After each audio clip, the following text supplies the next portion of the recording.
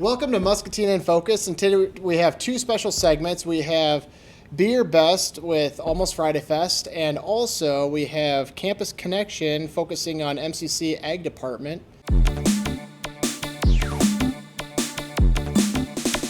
Right away, our first segment, we're going to get right to it, Almost Friday Fest. We have Christina Bohr and Brenda Christensen, and welcome you two. Thank you. Welcome. Hey, Brett, thanks for having us. Yeah, appreciate it. You two do a lot in Muscatine. I mean, you're all over, which I think is wonderful. But if you could just take a second and talk about who you are, what you do, and where you're from. And whoever would like to go first. Go ahead, Chris. Well, I work at Bohr. I've been there for 35 years. My real job is community outreach and assisting the plant site leads. But the most fun I have is working with the community and doing the things that Brenda and I've been able to do. I'm originally from Muscatine, so have a lot of love for this city and want to see it, continue to grow and thrive for everybody. So That's great. And I'm Brenda Christensen. I work at Muscatine Power and Water. I am the senior executive coordinator there, which means I wrangle all the directors and make them do their jobs. On the side, like Chris, I do a lot of community involvement, and we have done quite a few things together and enjoy giving back. I also have been in Muscatine a long time. We moved here when I was 11, so it was quite some time ago. So I do consider myself homegrown here. No, that's great. And like I said, I just see your guys' names everywhere, which is great. All good for the community. How and why did you start Almost Friday Fest? And I'm just going to throw these questions out and feel free to... Yep. Well, we started, the first thing we did was the Healthy Living Fest under Keep Muscatine Beautiful. And we used to do trash pickups in this town. And then somebody came to us one time and asked to do something on the riverfront, and Brenda always wanted to do music on the riverfront, so I've been asking for that for years, and I couldn't talk her into doing it. Yeah. So when somebody else asked, it was like, we're doing it. Yeah. So that's how Almost Friday Fest got started, and we wanted to make it free for everybody, so we have great sponsors, and we started in 2019, and this will be our fourth year. So, and it's grown every year, so we're real happy about that. And I see right there on the TV, Aftershock. Yes. Now, talk to me about Aftershock, if you will. I know it's a pretty well-known cover band. That's mine and Chris's favorite band. We actually had them for Over the Edge years ago. The first time Over the Edge came to Muscatine, we planned a street party, and it was maybe 40 degrees out, and they were our band, and they did a great job of playing through it, and Tim Stopp, too. Mm-hmm. So we have brought both those bands back to Almost Friday Fest. And the Aftershock, they love to come to Muscatine. It's their favorite place to come. So we have them back every year, and they're the nicest people. So, and they love our riverfront, so that's pretty special. Yeah, and if you could just talk to me, what's the whole purpose behind Almost Friday Fest, and the money that has been made so far, what is it going towards? Well, so we're definitely a nonprofit, and all the money we make goes back into the community. Brenda and I don't take anything for our time. Everything goes back into the riverfront. So we've been able to put up lighting. It was the first thing we needed down there. Which looks amazing, by the way. Yes. We realized during the first year of Almost Friday Fest that it gets dark pretty early in the fall months, and we decided, oh boy, that's probably the first thing we should do. And so there's a great picture of the lighting on. It's made a big difference down there for not just things that we do, but things other people do. And it's on all the time. It's just such a nice view to drive down the road and just see that that lighting and up the riverfront bridge and all the other buildings that are lit up. Yeah, Makes so the we're downtown really look proud pretty of good. that we did that. And it was we had some great partners, Muscatine Power and Water, of course, and Musco teamed up with us on that. And a lot of in-kind, a lot of donations from the town, a lot of proceeds from Almost Friday Fest. It all worked out really well. And then, of course, we turned them on during COVID. So we haven't had a real good time with those lights yet. So they will play to the music. Great. So we plan on having some fun with those this year, in the fall, probably when it's dark, when we're done. That's great. How many people show up typically to these events? Well, we started out with probably 300, the first one, and they just keep growing. And I think the biggest one we've had was a couple thousand people. That's great. during a soccer kickoff. So I think, yeah. So we're shooting for those kind of numbers this year. We actually moved our July event.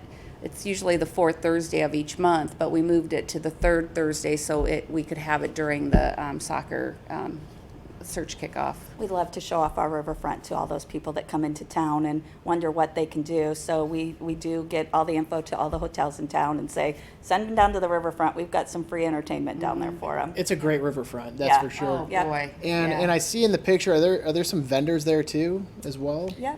Yeah, so we have food trucks, as many as we can get, because they're very hard to get. They're very hard to bet. get. Yeah. And then we let nonprofits come and set up a tent if they like, no charge.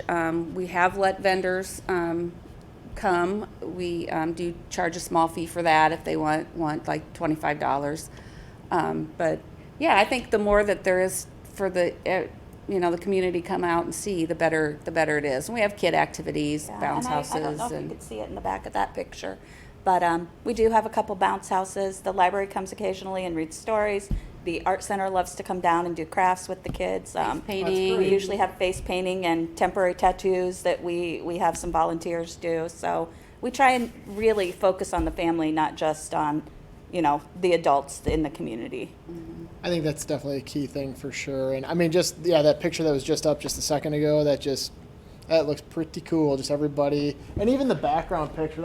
I'm glad that Chad put that up. But Yeah. you can see Mr. Ritchie right smack dab in the middle, Yeah. and Yep. a riverfront. And our colorful Adirondack chairs. Yes. We didn't want yeah. everybody to have to drag all their own chairs down every That's year, pretty so we cool. did. What do we got?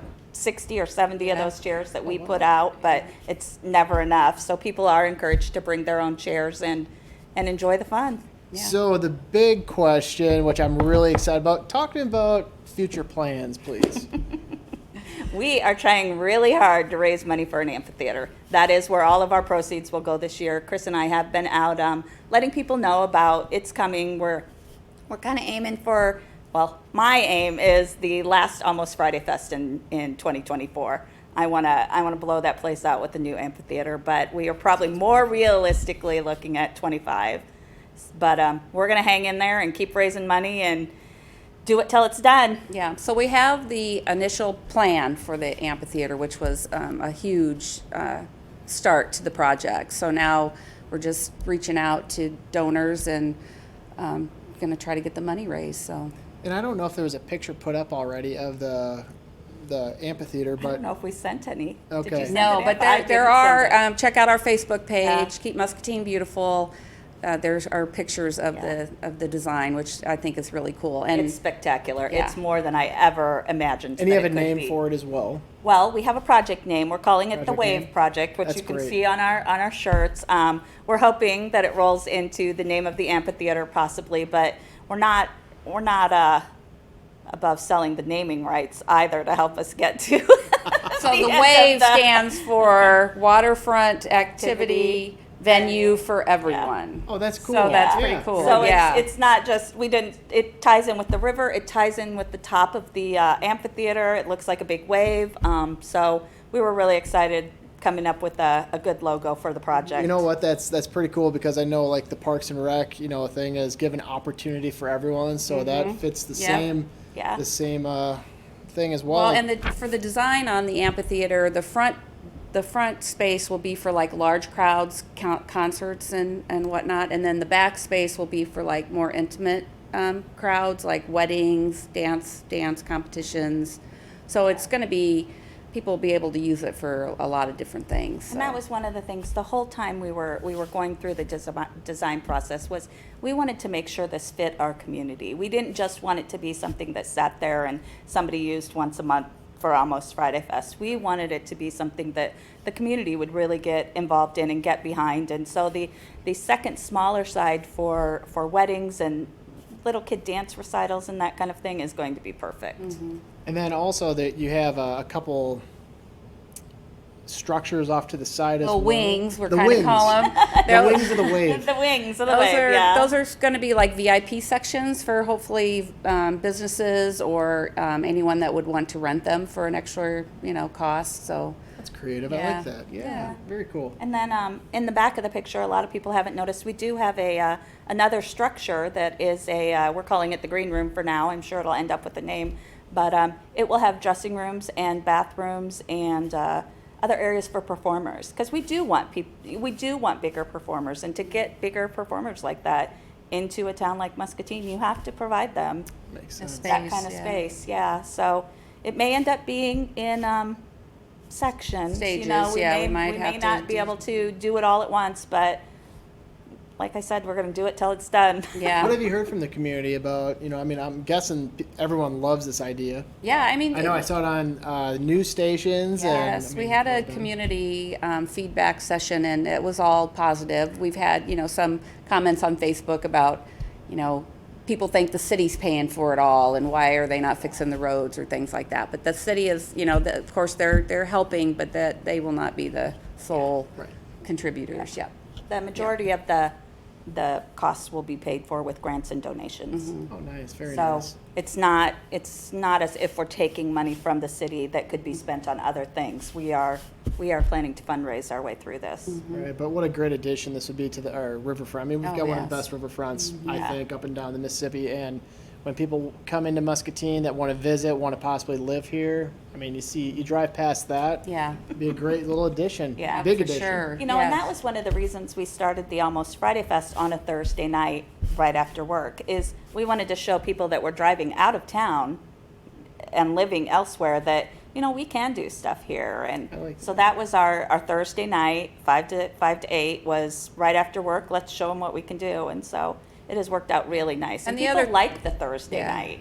And the other thing about having it from 5 to 8 is if people aren't ready to go home, then they can go downtown and support all those businesses as well. That's So great. I think it's a good thing for everybody. Yeah. Yeah. I'm so glad you two are doing this. And actually, I know there's a team doing it as Yes, well, so I yeah. understand there's a team. But anything else you want to share with your audience today? I think you hit all our I highlights. would just like to remind everybody that the first one is May 26th from 5 to 8 on the riverfront. So come on down. Our band is First Impression, which is a local band, but they are a lot of fun. So everybody come out and support us. Great. Do you have anything you'd like to share at all? Good. Ditto. Just come and support us. We want to build an amphitheater for y'all. Well, thank you two so much for Yeah, taking time thank to you. be on the show today. And look forward to May 26th coming up. Yep. That's not that far Sounds away. good. No, so it's that's not. great. No, it is not. We're in summertime coming up. This is Uh-huh. great. So thank you so much. Thank you for Appreciate having it. us. Thank Yes, you again thank for you. having us. Yep. Yes.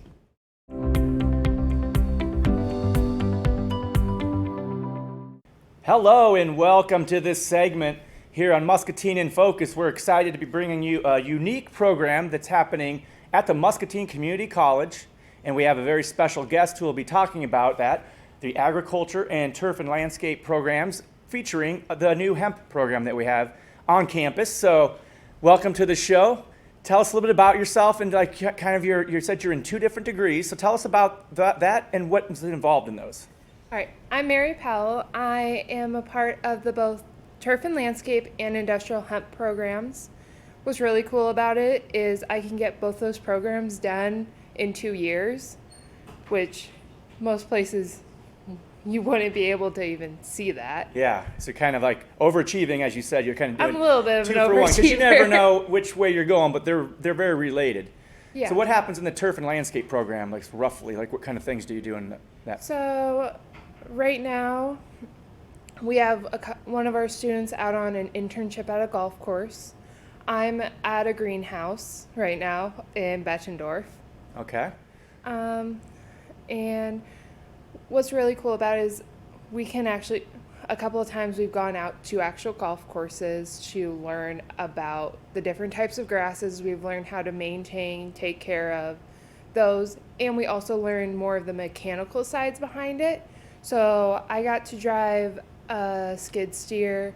I've learned how to maintain different golf equipment so far while I've been in it. Now, we have a soccer complex in town, and wow, that seems like a lot of work to keep those fields in that nationally renowned condition. Actually, one of the teachers here is in charge of the soccer complex as well. Wow, okay. He teaches both the Intro to Turf Grass class and Advanced Turf Grass. So they have an artificial turf, I believe, as well down there. Yes. And what's I interesting believe to me is that they don't have to mow it, but you still have to maintain it because you have to irrigate the blood and dirt, right? So you You learn have all about to- that. You have to sanitize it.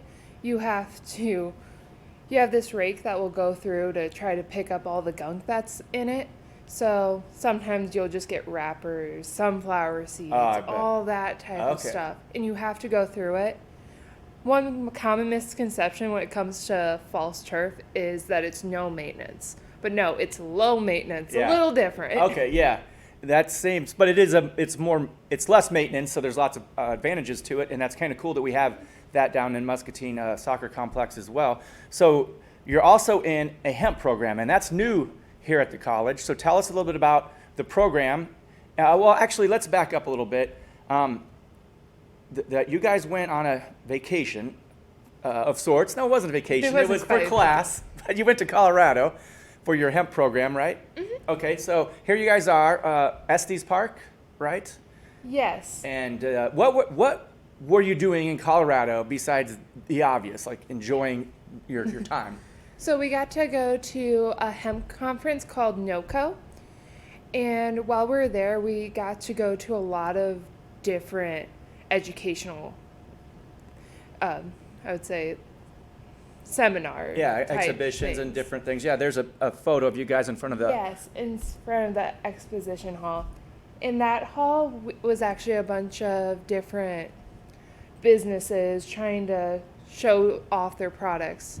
What's really cool about hemp is there's a vast difference of things.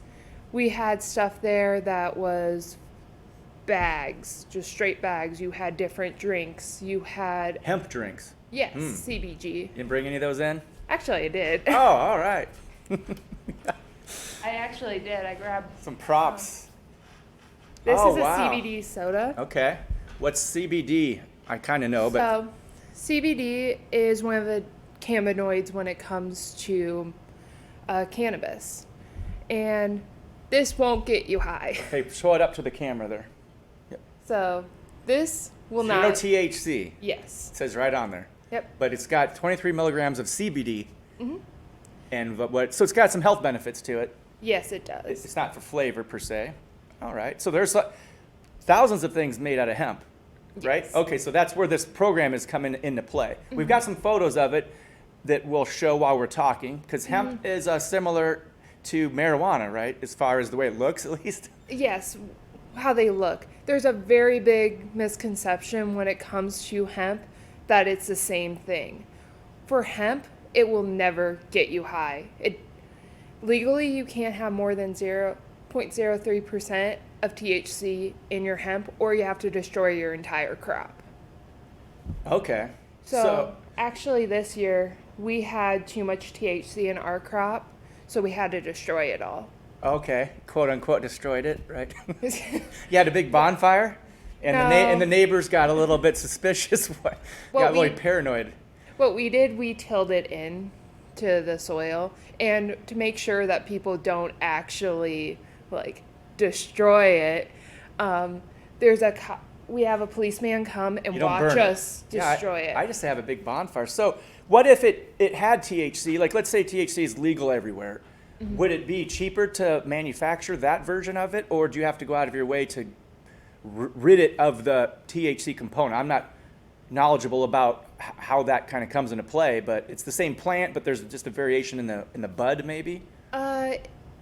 They're bred differently. Just like think of difference in like tomatoes. You can have cherry tomatoes, then you can have your big slicer tomatoes. They're just bred differently from basically the same plant, and it just splits off. So, like, if I'm in a ditch and there's a bunch of weeds, why can't I just make things out of that? Like, what's special about the hemp plant that makes it so conducive to rope, sodas? Like, there's so many different ways. Like, talk about the plant itself. So it's mainly just how it's bred throughout the years.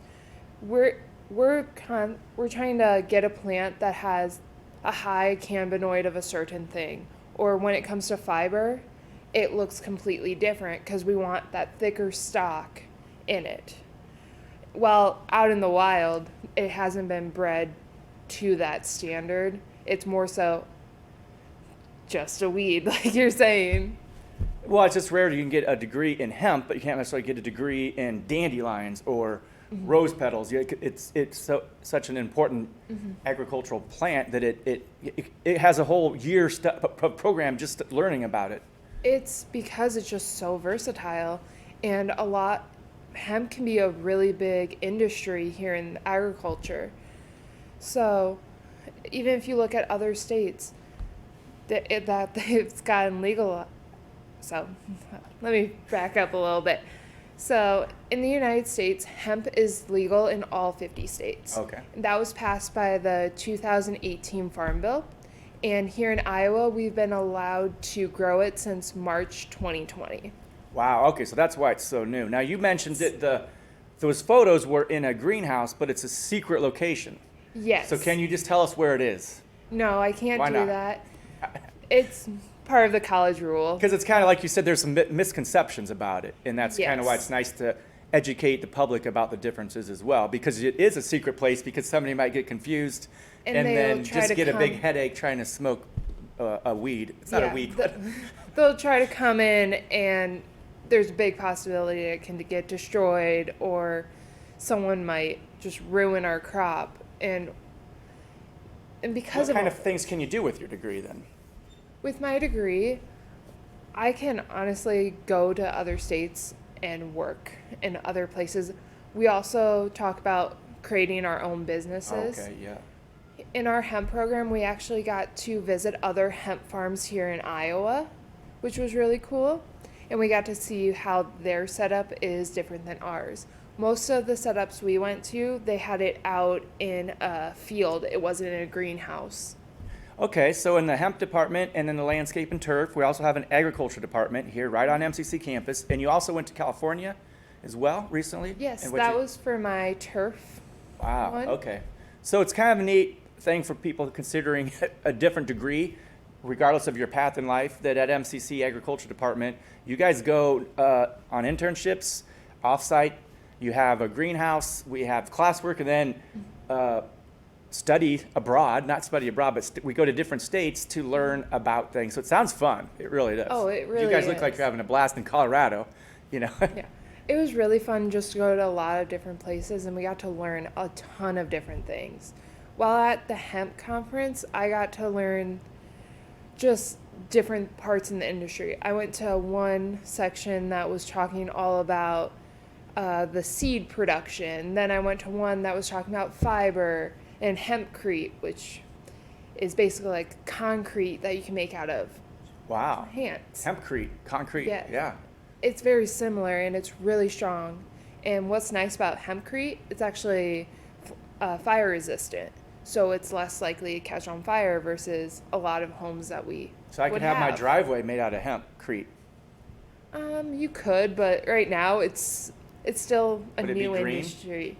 It's more, it has like little chips in it from the fiber plant. I like it. Okay, well, we could talk on and on, but Yeah. it was a little segment of the show here. So thanks so much for sharing your experiences, and best of luck with your degrees, and we'll see you guys next time. Thank you all for watching today. I appreciate it. And I thank you to the two segments that took their time to update us on wonderful things happening in Muscatine. You know, just to kind of touch base, be your best with Christina Bohr and Brenda Christensen with Almost Friday Fest. Thank you guys so much for everything that you do for our community and making it better. And again, May 26th, it's on a Thursday, is going to be the first event for Almost Friday Fest. That's coming up. Also, a special thanks to MCC Ag Department on their hemp program and talking about that as well. So we just thank you so much. And, you know, Chad Bishop, thank you for doing that as well. A couple items. This month we have peace officers, not police officers, but peace officers, Memorial Day this month. And basically, the first police officer passed away in the line of duty in 1791. And since 1791, it's been estimated about 22,000 police officers have passed away, died in the line of duty. So this is an extremely important month to go up to a police officer, law enforcement, and just say thank you for everything they do to keep our communities safe. So thank you to the men and women who keep us safe and wear the blue. Appreciate it. And we also have National EMS Week as well. This is part of this month as well. So a big safety month, and just want to say thank you again to everybody watching the show, and we will see you next week. And remember, be your best, and we'll see you then. Thank you.